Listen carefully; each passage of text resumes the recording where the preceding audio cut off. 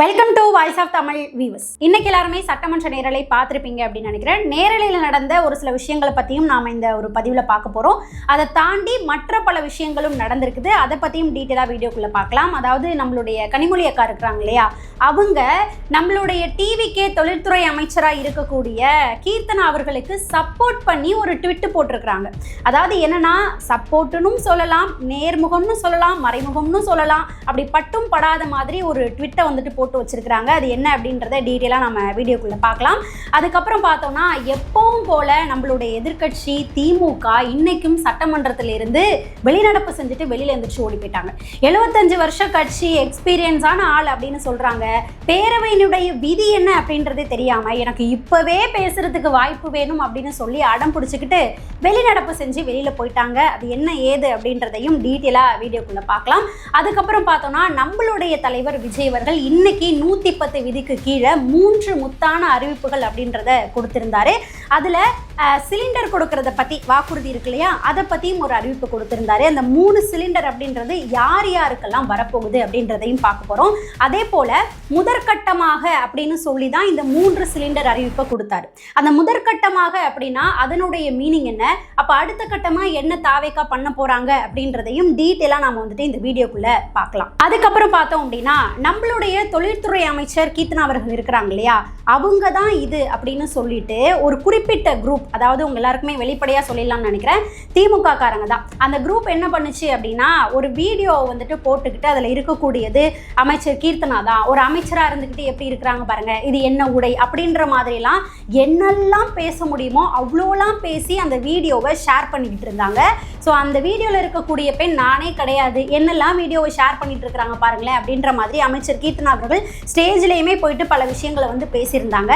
அந்த வீடியோவில் இருக்கக்கூடிய உண்மையான பெண் யார் அப்படின்றத அந்த பெண்ணே வந்து இப்போ ஒரு வீடியோ போட்டு வெளியிட்டு இருக்கிறாங்க. அது என்ன அப்படின்றத டீட்டெயிலாக வந்துட்டு நம்ம வீடியோக்குள்ள பார்க்கலாம். அதுக்கு அடுத்ததான் கடைசி விஷயம் என்ன அப்படின்னு பார்த்தா, கிளம்பிட்டாங்கப்பா திரும்பவும் அப்படின்னு சொல்ற மாதிரி திமுக திரும்பவும் கல்யாண வீடுகளில் சென்று ஒப்பாரி வைக்கக்கூடிய வேலையை ஆரம்பித்திருக்கிறார்கள். அப்படி என்னெல்லாம் ஒப்பாரி வச்சிருக்கிறாங்க அப்படின்றத இந்த வீடியோக்குள்ள நான் டீட்டெயிலாக சொல்றேன். அண்ட் தென் அதுக்கு முன்னாடி நம்மளோட சேனலுக்கு நீங்க இப்பதான் ஃபர்ஸ்ட் டைம் வந்திருக்கீங்க அப்படின்னா மறக்காம நம்மளோட சேனலை சப்ஸ்கிரைப் பண்ணி வச்சுக்கோங்க. அப்பதான் நான் பேசுற வீடியோக்கள் எல்லாமே உங்களுக்கு வந்து சேரும். வாங்க இப்ப நம்ம வீடியோக்குள்ள போலாம். முதல் செய்தி, அமைச்சர் கீர்த்தனா அவர்களுடைய விஷயத்தை பத்தி பார்த்துடலாம். அதாவது என்னன்னா, ஆடி மாதம் முடிஞ்சிருச்சு. ஆடி மாதம் ஆரம்பிக்கிறதுக்கு முன்னாடி திமுக என்ன பண்ணாங்கன்னா, ஒரு கல்யாண வீடாக போயிட்டு உட்காந்து ஒப்பாரி வச்சு அழுது என்னென்னலாம் பேசணுமோ அது எல்லாத்தையும் பண்ணிட்டு இருந்தாங்க. ஒரு ஊரில் நடக்கிற கல்யாணத்தை கூட விடாமல் எல்லாத்துக்கும் கிளம்பி போய் அந்த கட்சியினுடைய தலைவராக இருக்கக்கூடிய மு.க. ஸ்டாலின் அவர்களாக இருக்கட்டும், இப்போ எதிர்கட்சி தலைவராக இருக்கக்கூடிய உதயநிதி ஸ்டாலின் அவர்களாக இருக்கட்டும், அதுக்கப்புறம் அந்த கட்சியில் இருக்கக்கூடிய மற்றும் பலர்கள் அப்படின்னு சொல்லி எல்லாரும் கூட்டமாக போயிட்டு அந்த கல்யாணத்தில் என்னெல்லாம் அழுதுட்டு வர முடியுமோ எல்லாத்தையுமே வந்துட்டு அழுதுட்டு வந்துட்டு இருந்தாங்க இல்லையா. இடையில ஒரு மாதம் ஒரு பிரேக், ஆடி மாதம் எந்த கல்யாணமும் நடக்கலை. அதனால நம்ம எல்லாருமே வந்து நிம்மதியாக இருந்தோம்னு வச்சுக்கோங்களேன். இப்போ ஆடி மாதம் முடிஞ்சிருச்சா, திரும்ப வந்துட்டு கல்யாணத்தெல்லாம் வைக்க ஆரம்பிச்சிட்டாங்க. அவ்வளோதான், டிஎம்கே காரங்க வண்டி பிடிச்சிட்டு கல்யாணத்தில் போய் நின்று அழுது ஒப்பாரி வச்சு பல வேலைகளை வந்துட்டு இப்போ பார்த்துட்டு இருக்கிறாங்க. அதில் தான் பார்த்தோம்னா, நேற்றுக்கு உதயநிதி ஸ்டாலின் அவர்கள், அப்புறம் இந்த துரை சந்திரசேகர் இருக்கிறார் இல்லையா, அவர் எல்லாரும் தஞ்சாவூர் கல்யாணத்துக்கு போயிட்டு ஒரு ஒப்பாரி வச்சுட்டு வந்தாங்க. இன்னைக்கு பார்த்தோம் அப்படின்னா, நம்மளுடைய முன்னாள் முதல்வர் மு.க. ஸ்டாலின் அவர்கள் சென்னையில் இருக்கக்கூடிய ஒரு கல்யாணத்துக்கு போய் இன்னொரு விஷயத்த பேசிட்டு இருக்கிறாரு. நேற்றுக்கு தஞ்சாவூருக்கு போயிட்டு உதயநிதி ஸ்டாலின் அவர்கள், அப்புறம் அன்பில் மகேஷ் அவர்கள், அப்புறம் பேசி வச்சிருந்தார் பார்த்தீங்களா துரை சந்திரசேகர் சட்டமன்ற உறுப்பினர், அவரெல்லாம் தான் நேற்று போயிட்டு பேசினாங்க தஞ்சாவூர் கல்யாணத்தில். அப்போ தான் என்ன பண்ணாரு, அந்த துரை சந்திரசேகரன் அப்படின்ற திமுகவினுடைய சட்டமன்ற உறுப்பினர், அவர் இன்னும் உங்களுக்கு ஈஸியாக உங்களுக்கு அறிமுகப்படுத்தணும்னா, ஒரு தடவை சட்டமன்றத்தில் உட்காந்துட்டு இந்த வாயெல்லாம் அப்படி பிதிக்கி காமிச்சு பழிச்சுக்கிட்டு உட்காந்துருந்தாரு. சபாநாயகர் கூட ஒரு வார்னிங்லாம் கொடுத்திருந்தார் தெரியுமா, அவர் தான் வந்துட்டு அந்த துரை சந்திரசேகரன் அப்படின்றவர். அவர் என்ன பண்ணார்னா, நம்மளுடைய முதல்வர் விஜய் அவர்களை அவன் இவன் அப்படின்னு சொல்லி ரொம்ப மோசமாக அந்த இடத்துல வந்துட்டு பேசி வச்சிருந்தாரு. அதாவது நம்மளுடைய தலைவர் விஜய் அவர்கள், சபாநாயகர் அவர்கள் அந்த பேரவைக்குள்ள வரத்துக்கு முன்னாடியே நம்மளுடைய முதல்வர் விஜய் அவர்கள் வந்துடுறாரு. ஸோ வரும்பொழுது எல்லாமே தன்னுடைய கட்சி எதிர்கட்சி அப்படின்னு பார்க்காம எல்லாருக்குமே எழுந்து நின்று ஒரு ரவுண்டு போயிட்டு வணக்கம் வச்சுட்டு வரார் இல்லையா, அதை பழிச்சுக்கிட்டு இவன்னு சொல்லி அந்த சட்டமன்ற உறுப்பினர் வந்து அந்த தஞ்சாவூர் கல்யாணத்தில் போய் மேடையில் நின்று பேசி வச்சுருந்தார். ஓகேவா, இப்படி பேசும்பொழுது அதே ஸ்டேஜில் கட்சியினுடைய பாருங்க, எதிர்கட்சி தலைவர் அப்படிங்கிறது எவ்வளோ பெரிய உயர்ந்த பதவி, அந்த பதவியில் இருக்கக்கூடியவர் அந்த இடத்துல வந்துட்டு இல்லை அப்படிலாம் பேச வேணாம், அதை கடந்து போயிடுங்க, நான் விமர்சிங்க, அரசியல் ரீதியாக விமர்சிங்க அப்படின்னு சொல்லியிருக்கணும். அதெல்லாம் சொல்லலை. ஆனால் உதயநிதி ஸ்டாலின் அவர்கள் உட்காந்துருக்கிறாரு, அதுக்கப்புறம் அன்பில் மகேஷ் அவர்கள் உட்காந்துருக்கிறாரு, 2 பேரும் நல்லா கைத்தட்டி சிரிச்சு அப்படியே ரசிச்சு பார்த்துட்டு இருக்கிறாங்க. ஓகேவா? அதாவது இந்த இடத்துல நான் இன்னொரு விஷயத்தை ஞாபகப்படுத்தணும் அப்படின்னு நினைக்கிறேன். இப்போ ஒரு சில தினங்களுக்கு முன்னாடி, போன வாரம் அப்படின்னு நினைக்கிறேன், நம்ம சட்டமன்றத்தில் நம்மளுடைய டிவிகேவை சார்ந்த ஒரு சட்டமன்ற உறுப்பினர் எழுந்து அவையில் கருணாநிதி அப்படின்னு பேரை வந்து சொல்லிட்டார். முன்னாள் முதல்வர் அப்படின்லாம் சொல்லாமல் கருணாநிதி அப்படின்ற மாதிரி சொல்லிட்டார். அப்போ ஆப்போசிட்ல இருக்கக்கூடிய திமுக காரங்க என்ன பண்ணாங்க, எப்படி கருணாநிதினு சொன்னீங்க, முன்னாள் முதல்வர்னு தானே சொல்லணும். அதாவது பார்த்தீங்கன்னா சட்டமன்றத்தில் ஒரு புரோட்டோகால் இருக்கு. அதாவது இதுக்கு முன்னாடி வந்து முதல்வராக இருந்தவர்களை பேர் சொல்லி அழைக்கக்கூடாது, முன்னாள் முதல்வர் அந்த மாதிரி தான் வந்துட்டு சொல்லி அழைக்கணும். ஸோ எப்படி நீங்கள் கருணாநிதினு சொன்னீங்க அப்படின்ற மாதிரி திமுக காரங்களாம் கத்துனாங்க. ஸோ அந்த சமயத்தில் நம்மளுடைய தலைவர் முதல்வர் விஜய் அவர்கள் எழுந்து நின்று உங்களுடைய கட்சியின் தலைவர் பெயரை அப்படி சொல்லியிருக்க கூடாது, அது தவறு தான், என்னுடைய சட்டமன்ற உறுப்பினர் சார்பா நான் வந்துட்டு சாரி சொல்லிக்கிறேன் அப்படின்னு சொல்லி எழுந்து ஒரு தலைவருக்கு அழகா மன்னிப்பு அப்படின்றத நம்மளுடைய முதல்வர் விஜய் அவர்கள் அங்கே கேட்டிருந்தாரு திமுக காரங்களை பார்த்து. அதாவது வெற்றியை மட்டும்தான் தான் அனுபவிச்சுக்குவேன் அப்படின்னு ஆடுறவங்க வந்துட்டு தலைவர் கிடையாது. தோல்வினாலும் ஒரு மன்னிப்பு கேட்கக்கூடிய சுச்சுவேஷன் வந்தாலும் என்னுடைய கட்சியை சார்ந்தவர்களுக்காக நான் நிற்கிறேன்னு அந்த இடத்துல நம்மளுடைய முதல்வர் விஜய் அவர்கள் வந்து நின்னார் பார்த்தீங்களா, அதுதான் வந்துட்டு தலைவர். ஆனால் இங்கே உதயநிதி ஸ்டாலின் அவர்கள் ஒரு தமிழ்நாட்டினுடைய முதல்வரை அந்த மாதிரிலாம் பேசும்போது கைத்தட்டி சிரிச்சிட்டு இருக்கிறாரு. சரி, இதையாவது விட்டுருங்களேன். அதுக்கு அடுத்தபடியாக ஒரு பெண் அமைச்சர் கீர்த்தனா அவர்களை பற்றி என்னடி வாடி போடி அப்படின்ற மாதிரி இன்னும் மோசமான வார்த்தைகளை பயன்படுத்தி அந்த ஸ்டேஜில் கல்யாண வீட்டில் போய் நின்றுக்கிட்டு அவர் பேசுகிறாரு. அப்போ கூட உதயநிதி ஸ்டாலின் அவர்கள் அவங்க ஒரு பெண் அப்படின்னு கூட ஒரு ஸ்டாப் பண்ணலாம். இந்த ஆண் பெண்ணுங்கிறது கிடையாது. இருந்தாலும் நம்ம இந்த இடத்துல சொல்கிறது என்னென்னா, ஒரு பெண் அமைச்சர் அப்படிங்கும்போது அரசியலில் பெண்களினுடைய பங்கு இப்போ தான் அதிகரிச்சுக்கிட்டே இருக்குது. ஸோ அப்படின்ற இடத்துல கூட அப்படிலாம் பேசாதீங்கன்னு அவரை ஸ்டாப் பண்ணாமல் அதுக்கும் உட்காந்து சிரிச்சிட்டு இருக்கிறாருங்க. இவரெல்லாம் ஒரு எதிர்கட்சி தலைவரா? இவரை நம்ம என்ன சொல்கிறது அப்படின்றதே வந்து தெரியல. அது மட்டும் இல்லாமல் அப்புறம் வந்து அவர் ஒரு விளக்கம் ஒன்று கொடுத்தாரு பார்த்தீங்களா. ஏற்கனவே வந்துட்டு இவர் வந்து நம்மளை இப்போ மாட்டி விட்டு வச்சிருக்கிறாரு, அவர் பரவாயில்ல, அவர் பேசினதுக்கும் வந்துட்டு நான் தான் பொறுப்பேற்றுக்கணும், நான் பொறுப்பேற்றுக்கிறேன், இந்த கைதுக்கெல்லாம் வந்துட்டு உதயநிதி வந்து பயப்பட மாட்டான் அப்படின்ற மாதிரி சொல்லி வச்சிருக்கிறாரு. இல்லை, எனக்கு உண்மையாகவே புரியலை. இதெல்லாம் நீங்கள் வந்துட்டு ஒரு பெருமைப்பட்டுக்கிற விஷயமா? பெண்களை வந்து ஆபாசமாக பேசுறது, பெண்களை மரியாதை இல்லாமல் பேசுறது, இதுக்கெல்லாம் நீங்கள் சிரித்து சந்தோஷப்பட்டு பெருமைப்பட்டுக்கிற அளவுக்கு இதெல்லாம் ஒரு நல்ல விஷயமா அப்படின்றது வந்து தெரியல. ஸோ அந்த துரை சந்திரசேகரன் அப்படின்றவர் மேலே நடவடிக்கை எடுக்கணும் அப்படின்லாம் வந்துட்டு இன்னைக்கு சட்டமன்றத்தில் கூட ஒரு குரல் வந்துட்டு எழுந்தது. ஆனால் வெளியில் பேசக்கூடிய விஷயங்களுக்கு சட்டமன்றத்தில் விவாதிக்க முடியாது அப்படின்றது ஒரு ரூல் இருக்குது. ஸோ வெளியில் என்ன நடவடிக்கைகள் எடுக்க போகிறாங்க அப்படின்றத வந்துட்டு நம்ம வெயிட் பண்ணி பார்ப்போம். இதில் முக்கியமான செய்தி என்னென்னா, இப்போ இவ்வளோ விஷயங்கள் நடந்தது இல்லையா, இதை வந்துட்டு கனிமொழி அவர்கள் உற்று நோக்கியிருக்கிறாங்க. கனிமொழி அவர்கள் தான் வந்துட்டு பெண்களுக்கு ஏதாவது ஒன்றுனா முன்னாடி வந்து நின்றுவாங்க இல்லையா. இப்போ கீர்த்தனா அவர்களை இவ்வளோத்துக்கு பேசி வச்சிருக்கிறாங்க. ஸோ பேசி வச்சிருக்கும் போது கனிமொழி அவர்கள் எந்த ஒரு இதுவுமே சொல்லலைன்னா இதுக்கெல்லாம் வரமாட்டீங்களா அப்படின்ற மாதிரி கேள்வி கேட்டுருவோம் இல்லையா. ஸோ அதன் அடிப்படையில் ஒரு கண்டனத்தை வந்து தெரிவித்து ஒரு ட்விட் வந்து போட்டிருக்கிறாங்க. அதாவது அமைச்சர் கீர்த்தனா அவர்களுடைய பேர்லாம் மென்ஷன் பண்ணலை. பேசுனது யாரு? டிஎம்கேவை சார்ந்த சட்டமன்ற உறுப்பினர். அதை தடுக்காம மேடையில் உட்காந்து கைகட்டி சிரிச்சது யாரு? உதயநிதி ஸ்டாலின் அவர்கள், எதிர்கட்சி தலைவர். அவங்களெல்லாம் குறிப்பிட்டு எதுவுமே பேசலை. பொதுவாக ஒரு ட்விட்டை வந்து போட்டு விட்டுருக்காங்க. என்ன ட்விட்டு போட்டிருக்காங்கன்னா, காலம் காலமாக கட்சி வேறுபாடின்றி பொது வாழ்வில் இருக்கும் பெண்கள் மீது அநாகரிகமான தாக்குதல் தொடர்ந்து வருகின்றன. ஆணாதிக்கம் நிறைந்த அரசியல் களத்தில் துணிச்சலுடன் செயலாற்றும் பெண்களை கருத்தியல் ரீதியாக எதிர்கொள்ள முடியாமல் அவர்களின் உடை, தோற்றம், தனிப்பட்ட வாழ்க்கை போன்றவற்றை வைத்து விமர்சிப்பது மலினமான அரசியலின் வெளிப்பாடாகும். இத்தகைய தாக்குதல்களில் ஈடுபடுபவர்களின் பிற்போக்குத்தனமான மனநிலையே இதன் மூலம் வெளிப்படுகிறது. பெண்கள் இதையெல்லாம் கடந்தே வெற்றி பெற வேண்டும் அப்படின்ற மாதிரி ஒரு ட்விட்டை வந்து போட்டிருக்கிறாங்க. அதாவது என்னன்னா, அமைச்சர் கீர்த்தனா அவர்களுக்கு சப்போர்ட்டாக தான் இந்த ஒரு ட்விட்டை வந்துட்டு போட்டிருக்காங்க. அந்த நிகழ்வை குறிப்பிட்டு தான் போட்டிருக்கிறாங்க அப்படின்றது ரொம்ப வெளிப்படையாக தெரியுது. இவ்வளோ விஷயத்தையும் பண்ணி பெண்களை வந்து அந்த இடத்துல கொச்சைப்படுத்தி பேசுனது வந்துட்டு யாரு? அநாகரிகமாக பேசுனது வந்து யாரு?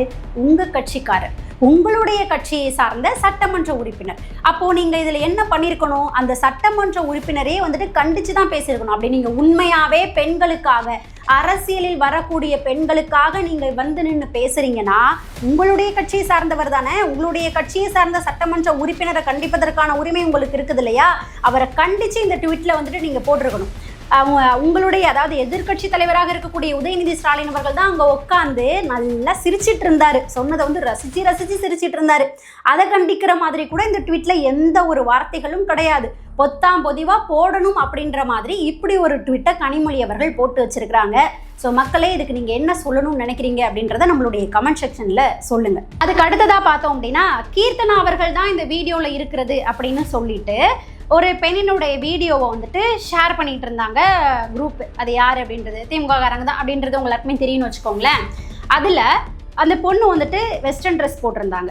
ஒரு அமைச்சராக இருந்து எப்படிலாம் வந்து ட்ரெஸ் போடுறாங்க அப்படின்ற மாதிரி ஒரு ட்ரெஸ்ஸை வச்சு அந்த மாதிரியே ஒரு 2 நாட்களாக என்னென்னலாம் பேசணுமோ அது எல்லாத்தையுமே வந்துட்டு பேசிக்கிட்டு இருந்தாங்க. ஓகேவா? பேசுனதெல்லாம் திமுககாரங்க தான் அப்படின்றதுக்கு எல்லாமே வந்து ப்ரூஃப் இருக்குது. அப்படி பேசிகிட்டு இருந்தாங்க. இப்போது அந்த வீடியோவில் இருக்கக்கூடிய பெண் வந்து நானே கிடையாது, எப்படிலாம் போட்டுட்டு இருக்காங்க பாருங்க அப்படின்ற மாதிரி அமைச்சர் கீர்த்தனா பொது மேடைகள்லாம் எழுந்து கூட பேசினாங்க. இப்போது அந்த வீடியோவில் இருக்கிறது நான் தான் அப்படின்னு சொல்லி உண்மையான பெண் ஒரு வீடியோவை போட்டிருக்கிறாங்க. அந்த பெண் யார் அப்படின்னு பார்த்தா மலேசியா நாட்டில் இருக்கக்கூடிய ஒரு தமிழ் பெண் தான் அவங்க. அந்த பெண்ணோட பேர் பார்த்தோம் அப்படின்னா வினோஷா ரவி. அவங்களோட இன்ஸ்டா ஐடி நிஷா ரவி 23 அப்படின்ற மாதிரி இருக்குது. அந்த பெண்ணே வந்துட்டு இப்போ ஒரு வீடியோவும் போட்டு பேசியிருக்கிறாங்க. நான் எதுக்கு இந்த வீடியோ போடுறதுக்கு எக்ஸ்ப்ளனேஷன் கொடுக்கணும் அப்படின்றது அவசியம் கிடையாது. தமிழ்நாட்டினுடைய பெண் தொழில்துறை அமைச்சராக இருக்கக்கூடிய கீர்த்தனா அவர்களையும் நானும் ஒப்பிட்டு அவங்க தான் இது அப்படின்ற மாதிரிலாம் வேற மாதிரிலாம் ட்ரோல் பண்ணி கொண்டு போகிறாங்க. அதை கிளியர் கொடுக்கணும் அப்படின்றதுக்காக தான் நான் இந்த வீடியோ போடுறேன் அப்படின்ற மாதிரி அந்த பெண் ஒரு வீடியோ வந்துட்டு போட்டிருக்கிறாங்க. அதை போய் பாருங்க. அது வந்து அமைச்சர் கீர்த்தனா கிடையாது. அதாவது தொடர்ந்து திமுக காரர்கள் இந்த வேலையையே வந்துட்டு பண்ணிட்டு இருக்கிறாங்க. ஒருத்தவங்களை வந்துட்டு பர்சனலாக சொல்லி அட்டாக் பண்ணி எப்படி அவங்கள டேமேஜ் பண்ணலாம், பர்சனல் லைஃப் எடுத்துகிட்டு வந்து பெண்களாக இருந்தால் அவங்களுடைய உடையை வைத்து எப்படி அவங்கள வந்துட்டு டார்கெட் பண்ணலாம், எப்படி அவங்கள பேசலாம். அதாவது முதல்ல அந்த பெண் போட்டிருக்கக்கூடிய உடையை பற்றி பேசுறதுக்கு நீங்கள் யார்? அந்த பெண் என்ன உடை போடணுங்கிறத அவங்க முடிவு பண்ணுவாங்க. அது அவங்களுடைய ஆடை சுதந்திரம். அந்த ஆடையை பற்றி பேசி இது பண்ணுறதுக்கு கொஸ்டின் பண்ணுறதுக்கு நீங்கள் முதல்ல யார்? அப்போது பெண்ணுனா அந்த ஆடையை வச்சு அவங்கள வந்துட்டு பேசுறது, அடுத்தது வந்துட்டு கேரக்டர் அசாசினேட் பண்ணி பேச வேண்டியது. இதையே திமுக காரர்கள் கையில் எடுத்துக்கிட்டு இந்த மாதிரி வீடியோ ஸ்ப்ரெட் பண்ணிட்டு இருந்தாங்க அப்படின்னா கடைசியில் திரும்ப அது உங்களை நோக்கி தான் வரும். இப்போ உண்மையான வீடியோ வந்து உங்களுடைய முகம் என்ன அப்படின்றத இங்கே காமிச்சிருச்சா? இப்போ இதுக்கு என்ன பதில் சொல்ல போறீங்க அந்த வீடியோ பரப்பினவர்கள் எல்லாரும்?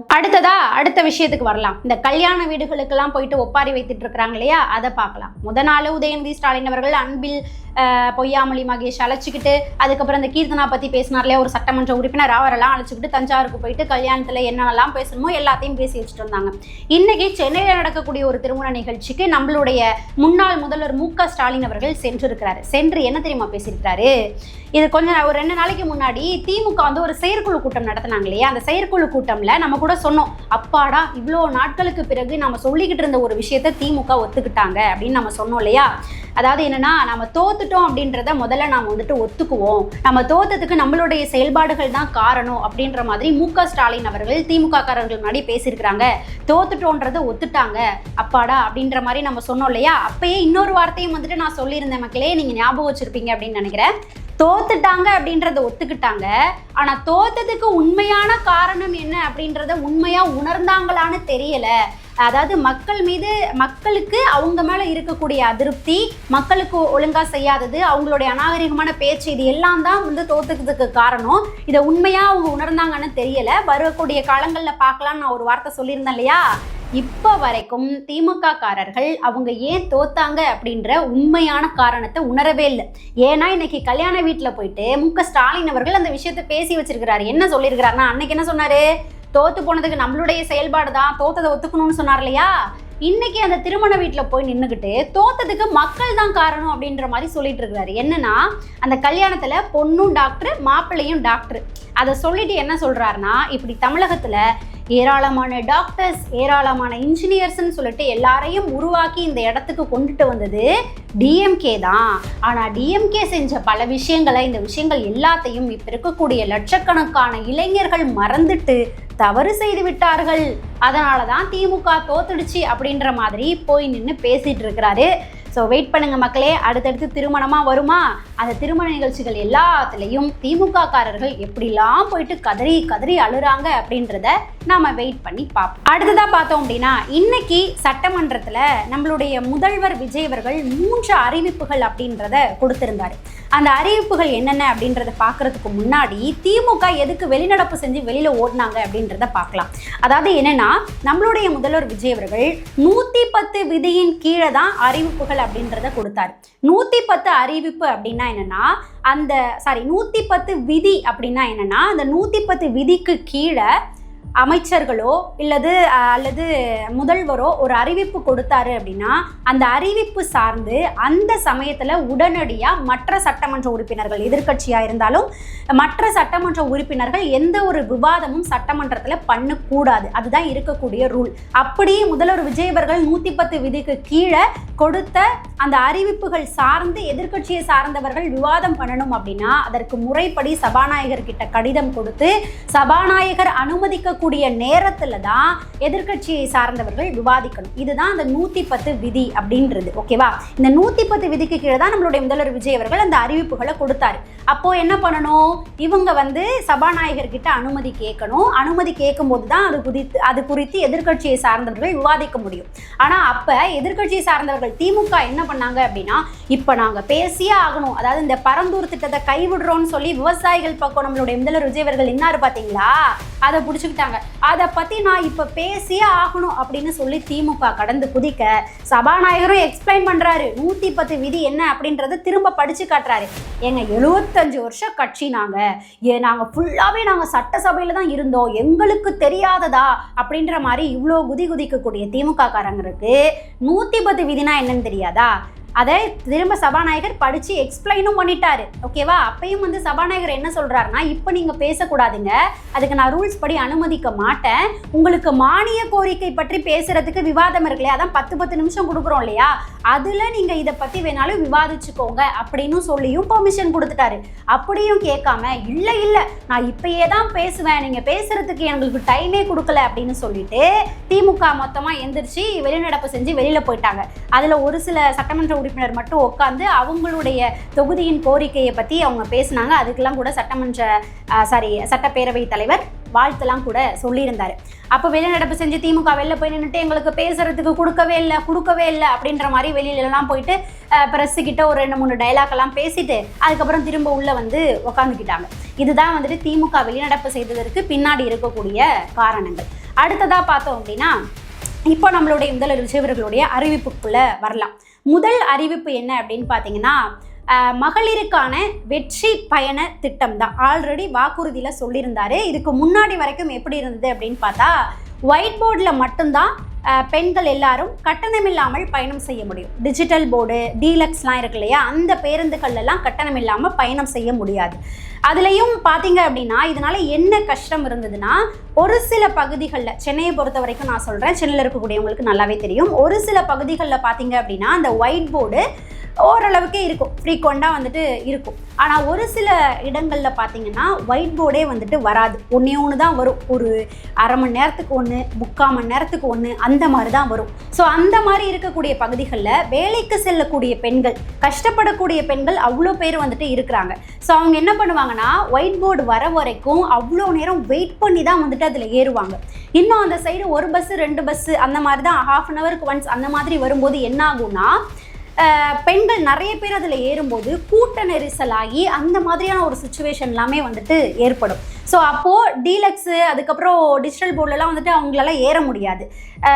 அதாவது அதுக்கு நம்ம இதனாலமா கஷ்டப்படுற பெண்கள் இருப்பாங்க இல்லையா, ஸோ அவங்களுக்கு கட்டணம் இல்லாமல் பேருந்தில் பயணம் செய்யும்போது அது அவங்களுக்கு ஒரு சேமிப்பாக அவங்களுக்கு முடியும். அதை வச்சு அவங்களுடைய வீட்டுக்கு ஏதாவது தேவைகளை அவங்க பூர்த்தி பண்ணிக்குவாங்க. ஸோ அப்படி இருக்கும்போது வெயிட் பண்ணி அந்த ஒயிட் போர்டில் வரக்கூடியவர்கள் பல பேர் இருக்கிறாங்க. ஸோ அதனால தான் நம்மளுடைய முதல்வர் விஜய் அவர்கள் இங்கே என்ன பண்ணாரு அப்படின்னா, டிஜிட்டல் போர்டு, ஒயிட் போர்டு, அதுக்கப்புறம் டீலக்ஸ் எல்லாத்துலேயுமே பெண்கள் கட்டணம் இல்லாமல் பயணம் செய்யலாம். ஏசி பஸ்ஸில் மட்டும் பயணம் செய்ய முடியாது. ஸோ இதெல்லாம் நீங்கள் பயணம் செய்யலாம் அப்படின்னு சொல்லி இந்த வெற்றி பயண திட்டத்தை இப்போது ஆரம்பித்து வச்சிருக்கிறாரு. அக்டோபர் 2 காந்தி ஜெயந்தி அன்னையிலிருந்து இந்த திட்டம் அப்படின்றது தொடங்குது. இது ஏகப்பட்ட வேலைக்கு போகக்கூடிய பெண்களுக்கு ரொம்ப ரொம்ப ரொம்ப ஒரு சிறப்பான திட்டம். அவங்க ரொம்ப மகிழ்ச்சியில் இருப்பாங்க அப்படின்றது நல்லாவே எனக்கு தெரியும். நானுமே வந்துட்டு அதில் ட்ராவல் பண்ணியிருக்கேன், எனக்கு ரொம்ப நல்லாவே தெரியும். ஸோ அந்த வகையில் ரொம்ப சிறப்பான ஒரு இது அப்படின்றத நான் இந்த இடத்துல சொல்லிக்கிறேன். அடுத்ததாக பார்த்தோம் அப்படின்னா ரெண்டாவது ஒன்று, பரந்தூர் விமான நிலைய திட்டத்தை வந்துட்டு கைவிடுகிறது இந்த அரசு அப்படின்ற ஒரு திட்டத்தை சொல்லி விவசாயிகள் பக்கம் வந்துட்டு அவர் நின்னார். உங்கள் எல்லாருக்குமே தெரியும், நம்மளுடைய முதல்வர் விஜய் அவர்கள் தாவேகா தலைவராக இருக்கும்போது பரந்தூரில் அந்த கிராம மக்களை போயிட்டு சந்திச்சு அவங்க கூட நின்று, நான் முதலமைச்சராக ஆயிட்டேன் அப்படின்னா நான் இங்கே இந்த பரந்தூருக்கு விமான நிலைய திட்டத்தை நான் கைவிட்டுருவேன், அதை நான் வந்து ஸ்டாப் பண்ணுறேன் அப்படின்ற மாதிரி ஒரு வாக்குறுதி வந்து கொடுத்துட்டு வந்தார். இப்போ முதல்வராக ஆனதுக்கு அப்புறம் அதை செஞ்சு கொடுத்துருக்கிறார். ஏன்னா நீங்கள் வந்து இப்போ நிறைய பேர் வந்து பேசுகிறாங்க, சென்னையில் வந்துட்டு 2வது விமான நிலையம் அங்கே வந்துட்டு வரல அப்படின்னா, அங்கன்னு கிடையாது, விமான நிலையம் வரல, இன்னொரு விமான நிலையம் கட்டணும். வரலன்னா அதன் மூலமாக தொழில் சார்ந்த விஷயங்கள் நிறைய வந்துட்டு அடிப்படும், தமிழகம் வந்துட்டு அடுத்தடுத்த இடத்துக்கு கீழே போயிடும், மற்ற மாநிலங்கள் எல்லாமே வந்துட்டு மேலே போகுது, விமான நிலையம் வேணும் அப்படின்ற மாதிரி பல பேர் வந்து பேசிகிட்டு இருக்கிறாங்க. ஃபஸ்ட்டு உள்ளே பாருங்களேன், விவசாயிகள் தான் நாட்டினுடைய முதுகெலும்பு அப்படின்ற மாதிரி சொல்லுவாங்க, அதுதான் வந்துட்டு உண்மையும் கூட. ஸோ அப்படி இருக்கும்பொழுது விவசாயிகளினுடைய விவசாய நிலத்தை எடுத்து அங்கே ஒரு விமான நிலையத்தை கட்டி விவசாயத்தை அழிச்சு இதனால தொழில் வருது அப்படின்னா அது எந்த வகையில் முன்னேற்றமாக இருக்கும் அப்படின்னு நீங்கள் நினைக்கிறீங்க? அப்போது விவசாயிகளுக்கு பாதகம், பெரிதளவில் அவங்களுக்கு ஆபத்து வராத நிலையில் ஒரு இடத்துல விமான நிலையம் கட்டி ரெண்டுமே ஓரளவுக்கு மேலே போகும்போது தான் தமிழகம் வந்துட்டு வளர்ந்து வரும். ஸோ அதை தான் நம்மளுடைய முதல்வர் விஜய் அவர்கள் இப்போ இங்கே பண்ணியிருக்கிறாரு. இங்கே என்ன அறிவிப்பு கொடுத்துருந்தாரு அப்படின்னா, அங்கே வந்து அது விமான நிலையம் கட்ட போகிறது கிடையாது, அது ஸ்டாப் பண்ணிடுவோம். அடுத்ததாக அதுக்கான ஒரு மாற்று இடத்தை பற்றின ஒரு ஆய்வுமே வந்துட்டு போயிட்டு இருக்குது. அடுத்த விமான நிலையம் கட்டுறதுக்கு அதை நான் வந்து கூடிய விரைவில் நான் உங்களுக்கு சொல்கிறேன் அப்படின்றத சொல்லியிருந்தாரு. இப்போதைக்கு தற்காலிகமாக பார்த்தோம் அப்படின்னா மீனம்பாக்கம் ஏர்போர்ட் இருக்கு இல்லையா, அதை விரிவு செய்யக்கூடிய பணிகளை வந்துட்டு எடுக்கிறோம். அதன் மூலமாக இப்போ தற்காலிகமாக என்னென்ன வசதிகளை ஏற்படுத்த முடியுமோ அது எல்லாத்தையுமே பண்ண போகிறோம் அப்படின்ற ஒரு அறிவிப்பையுமே நம்மளுடைய முதல்வர் விஜய் அவர்கள் கொடுத்திருந்தார். ஓகேவா? அடுத்ததா 3வது ஒரு அறிவிப்பு அப்படின்னு பார்த்தோம்னா, இதில் தான் ஏகப்பட்ட குழப்பங்கள் அப்படின்றது வெளியில் போயிட்டு இருக்குது. அரசியல்வாதிகள் அதை எப்படி அரசியல் செய்வாங்க அப்படின்றது நம்ம எல்லாருக்குமே தெரியும். செஞ்சாலும் பேசுவாங்க, செய்யலைனாலும் பேசுவாங்க, இப்படி செஞ்சால் அப்படி செய்யலாமேன்னு கேட்பாங்க. ஸோ அரசியல்வாதிகள் மற்ற எதிர்க்கட்சி தலைவர்கள் அதை வச்சு எப்படி அரசியல் பண்ணுவாங்கன்றது தெரியும். ஸோ மக்களுக்கு இந்த விஷயத்தை நான் சொல்லிக்கணும் அப்படின்னு நினைக்கிறேன், அவங்களுக்கும் புரிஞ்சிருக்கும் அப்படின்னு நான் நினைக்கிறேன். அதாவது என்னன்னா, நம்மளுடைய முதல்வர் விஜய் அவர்கள் வாக்குறுதியில் வருடத்திற்கு 6 சிலிண்டர் அப்படின்றத வந்து சொல்லியிருந்தார். இப்போ இங்கே என்ன பண்ணியிருக்கிறாங்க அப்படின்னா, முதற்கட்டமாக அப்படின்ற ஒரு வார்த்தையை சொல்லியிருக்கிறாரு. முதற்கட்டமாக 3 சிலிண்டர் அப்படின்றத சொல்லியிருக்கிறாரு. அப்போது நல்லா யோசிச்சு பாருங்க, இப்போ மற்ற கட்சிகள் மாதிரி ஃபுல்லாக கடன் வாங்கி சில விஷயத்தை மட்டும் பண்ணிட்டு ஒருத்தவங்க மேலே இருக்கக்கூடிய கடன் தொகையையும் இன்க்ரீஸ் பண்ணி தமிழ்நாட்டை வந்துட்டு கடன் சுமர்ந்த மாநிலமாக மாற்றி வருவாயையும் பெருக்காம என்னென்ன வேலையெல்லாம் செய்யணுமோ அது எல்லாத்தையும் செஞ்சுட்டு போயிருக்காங்க. அது எதையும் நம்மளுடைய முதல்வர் விஜய் அவர்கள் செய்யலை. வருவாயை பெருக்கணும். இந்த பார்ட்டி ஃபண்டுன்ற பேரில் வெளியில் போணுச்சு இல்லையா பணம், அது எல்லாத்தையும் அரசினுடைய கஜானாவுக்கு கொண்டு வரணும். கடன் வாங்குறதையும் முடிந்த அளவுக்கு வந்துட்டு குறைக்கணும். ஸோ இப்படிலாம் பண்ணி வரக்கூடிய நிதியை வச்சு தான் மக்களுக்கு என்னெல்லாம் செய்ய முடியுமோ அது எல்லாத்தையுமே முதற்கட்டம் 2வது கட்டம்னு சொல்லி கொஞ்சம் கொஞ்சமாக இன்க்ரீஸ் பண்ணி போயிட்டு இருக்கிறாரு. ஸோ அதில் ஒரு விஷயம் தான் விவசாய கடனுமே. அது வந்து எப்படி பண்ணாருன்றதை நீங்கள் எல்லாருமே பார்த்துட்டு இருப்பீங்க. ஸோ இப்பயுமே என்ன சொல்லியிருக்கிறாரு அப்படின்னா, முதற்கட்டமாக 3 சிலிண்டர் அப்படின்றத சொல்லியிருக்கிறாரு. அடுத்தடுத்து பார்த்தோம் அப்படின்னா, நிதி நிலைமை சரியாக அடுத்து 2வது கட்டமாக 6 சிலிண்டர் அப்படின்றத கூட வந்துட்டு கொண்டு வரலாம். இதில் இன்னொரு முக்கியமான செய்தி என்ன அப்படின்னா, இது என்னுடைய தனிப்பட்ட கருத்து, உங்களுக்கு என்ன தோணுது அப்படின்றத சொல்லுங்க.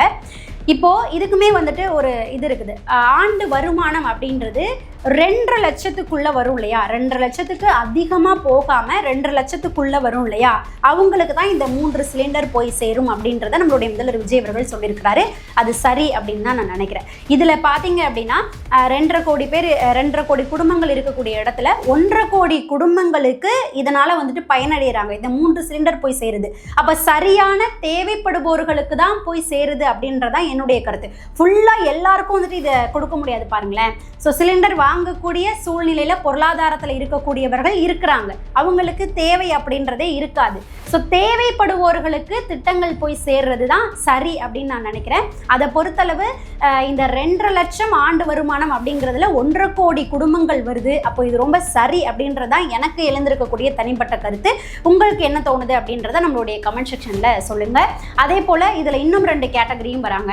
மாற்றுத்திறனாளிகள் இருக்கிறாங்க இல்லையா, அவங்களுக்கு கண்டிப்பாக இந்த 3 சிலிண்டர் போய் சேரும் அப்படின்றத சொல்லியிருக்கிறாங்க. அதுக்கப்புறம் பார்த்தோன்னா இந்த குறு சிறு விவசாய குடும்பங்கள்லாம் இருக்கிறாங்க இல்லையா, அவங்களுக்கும் கண்டிப்பாக இந்த 3 சிலிண்டர் சேரும் அப்படின்றத நம்மளுடைய முதல்வர் விஜய் அவர்கள் சொல்லியிருக்கிறார். அதுக்கு அடுத்ததாக கடைசியாக இன்னொரு செய்தியும் நான் சொல்லணும்னு நினைக்கிறேன். எத்தனை பேர் நேரலையில இதை நோட் பண்ணீங்க அப்படின்னு தெரியல. ஒரு முறையும் இந்த திமுக காரர்கள் பார்ட்டி ஃபண்டுன்னு சொல்றீங்களே, அதுக்கு ஏதாவது ஆதாரம் இருக்கா அப்படின்ற மாதிரி கத்திக்கிட்டே இருப்பாங்க இல்லையா. அதுக்கு ஆதாரம் இருக்கு அப்படின்னு சொல்லி நிதியமைச்சர் இடையில ஒரு விஷயத்தை போட்டு உடைச்சார். எத்தனை பேர் கவனிச்சிங்க அப்படின்றது தெரியல. பள்ளி கல்வித்துறையில பள்ளி நிறுவனங்களுக்கு எல்லாத்துட்டையுமே கட்டாயப்படுத்தி பார்ட்டி ஃபண்ட் அப்படின்ற பேரில் வாங்கியிருக்கிறாங்க. அன்பில் மகேஷ் அவர்களுடைய தலைமையில் சென்னையில் லஞ்சம் வாங்குவதற்குனே டி நகரில் குளோபல் அப்படின்ற மாதிரி ஒரு ஆஃபீஸ் எல்லாம் போட்டு நடத்தி அதன் மூலமாக அவ்வளோ கோடி கணக்கில் பணத்தை எடுத்திருக்கிறாங்க அப்படின்ற ஒரு குற்றச்சாட்டு எழுந்தது இல்லையா. ஸோ இதுக்கு ஆதாரம் கேட்டுக்கிட்டே இருந்தாங்க. அதை நம்மளுடைய நிதியமைச்சர் எடுத்து வச்சிட்டாரு. என்னன்னா, நிதியமைச்சர் மரியமிசன் அவர்கள் என்ன சொன்னார்னா, நானுங்களுமே காலேஜ் நடத்திட்டு தான் இருந்தோம், அது எல்லாருக்குமே தெரியும்னு நினைக்கிறேன். எங்ககிட்ட இருந்தே பார்ட்டி ஃபண்ட் அப்படின்ற பேரில் டி நகரில் அந்த குளோபல் ஆஃபீஸ்னு ஒன்று வச்சுக்கிட்டு அதன் மூலமாக எவ்வளோ வாங்கினாங்க, எவ்வளோ நான் காசு கொடுத்தேன் அப்படின்றது நல்லாவே தெரியும். ஆதாரம்னு கேட்டிங்களே, டாக்குமெண்ட்ஸாக பல ஆதாரங்கள் இருக்குது. மனித சாட்சியாக நான் இருக்கிறேன், நான் தான் கொடுத்தேன் அப்படின்னு சொல்லி மொத்தமாக போட்டு உடச்சிட்டாரு. இதை கேட்டோன்னே திமுக காரங்களாம் கடந்து கத்த ஆரம்பிச்சிட்டாங்க. இல்லை எனக்கு புரியல, ஆதாரம்னு கேட்குறீங்க, டாக்குமெண்ட்ஸாக கொடுத்தாலும் கத்துறீங்க, நான் தான்ப்பா ஆதாரம், நான் தான்ப்பா காசு கொடுத்தேன்னு அவரே சட்டமன்றத்திலே நிற்கிறாரு, இதுக்கும் கத்துறீங்க. வெயிட் பண்ணுங்க, கூடிய விரைவில் எல்லா ஆதாரங்களும் கிளியராக வெளியில் சட்ட நடவடிக்கைகள் எடுக்கப்படும். ஸோ மக்களே, இந்த ஒரு பதிவில் நாம் நிறைய செய்திகள் சார்ந்து பார்த்துருக்குறோம். அந்த செய்திகள் சார்ந்து உங்களுடைய கருத்து என்னவாக இருக்கும், நீங்கள் என்னெல்லாம் சொல்லணும்னு நினைக்கிறீங்க அப்படின்றத மறக்காமல் நம்மளுடைய கமெண்ட் செக்ஷனில் பதிவு பண்ணுங்கள். நாம் அடுத்த ஒரு பதிவில் சந்திக்கலாம்.